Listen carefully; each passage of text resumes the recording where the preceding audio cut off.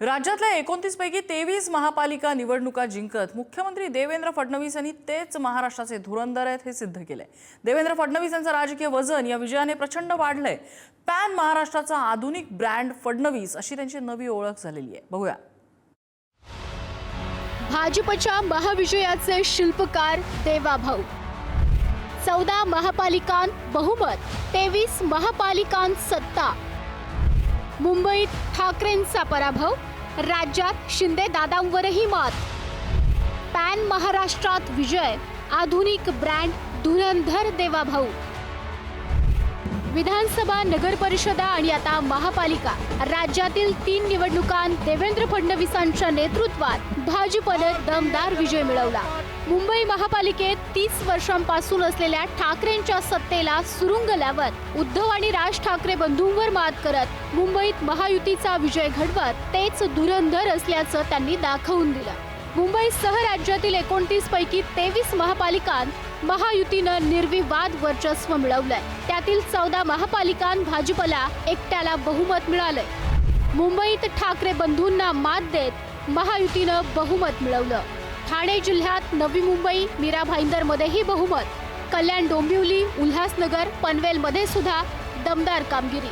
पुणे, पिंपरी चिंचवडमध्ये पवार काका पुतण्या या युतीचा सुपडा साफ केला। पुणे, सोलापूर, नाशिक, संभाजीनगर आणि नागपुरातही बहुमत मिळालं। जळगाव, धुळे, इचलकरंजी, जालना, नांदेडातही बहुमत मिळालं। 29 पैकी 23 महापालिकांत महायुतीला बहुमत गाठता आलंय।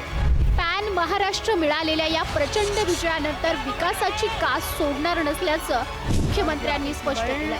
तसाच विजयाचा उन्माद नको असंही त्यांनी विनयानं कार्यकर्त्यांना सांगितलं। मला असं वाटतं की जिंकण्याचा आनंद आपण व्यक्त केला पाहिजे, पण कुठल्याही परिस्थितीत आपला आनंद हा कोणाला उन्माद वाटेल असा प्रकारे आपण ते करू नये।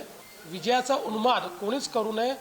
मी मगाशी देखील आमच्या सगळ्या कार्यकर्त्यांना आव्हान केलेलं आहे की इतका सुंदर विजय मिळालेला आहे, याचा आनंद जरूर मनवा, पण त्याचा उन्माद करू नका।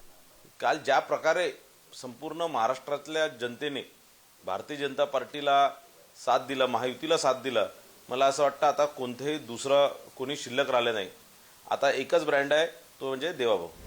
महापालिका निवडणुकांत फडणवीसांनी केलेल्या झंझावाती प्रचारामुळे हे यश मिळू शकलं। 29 महापालिकांत देवेंद्र फडणवीसांनी 77 पेक्षा जास्त वेळा प्रचार केला।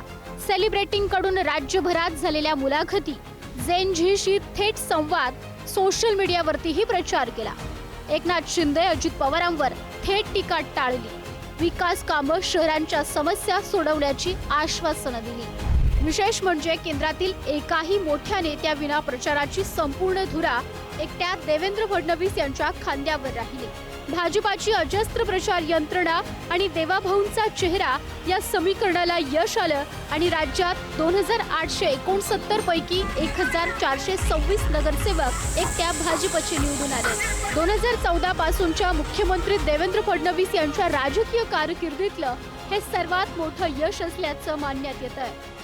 मोठं यश भारतीय जनता पार्टीला मिळालं आणि अर्थातच या यशाचे शिल्पकार भारतीय जनता पार्टीचं सध्या महाराष्ट्रामधलं नेतृत्व करणारे राज्याचे मुख्यमंत्री देवेंद्र फडणवीस यांचं आहे। फडणवीस यांनी अतिशय कौशल्यपूर्वक नियोजन तर केलंच, परंतु कुठे कुठली समीकरणं जुळतात, कोण कुठं उभं राहिल्यानंतर चांगलं यश मिळू शकतं, कुठला पक्ष कोणासोबत गेला तर काय फरक पडू शकतो आणि कोणते पक्ष एकत्र येतील आणि मग आपल्याला काय व्यूहरचना आखावी लागेल याचं नियोजन केल्यामुळं आज भारतीय जनता पार्टीचं यश हे नजरेत भरणारं ठरतं। त्यामुळेच त्यांच्या पक्षातर्फे हा प्रमुख चेहरा लोकांच्या समोर येतो आणि मग यशाचं श्रेय आपसुकच त्यांच्याकडे जातं। राज्यात महायुतीत सत्तेत असलेले एकनाथ शिंदे आणि अजित पवार हेही या निवडणुकीत त्यांच्या समोर उभे ठाकले होते, मात्र त्यांच्यावरही मात करत देवाभाऊंनी त्यांचं वर्चस्व सिद्ध केलंय। पॅन महाराष्ट्रात नगर परिषदेनंतर महापालिकांत मिळालेल्या या यशानं देवाभाऊ हाच पॅन महाराष्ट्राचा आधुनिक ब्रँड असल्याचं सिद्ध केलंय। आता जिल्हा परिषद निवडणुकांतही याच यशाची पुनरावृत्ती देवाभाऊ करणार का, याकडे सगळ्यांचं लक्ष असेल। ब्युरो रिपोर्ट, पुढारी न्यूज, मुंबई।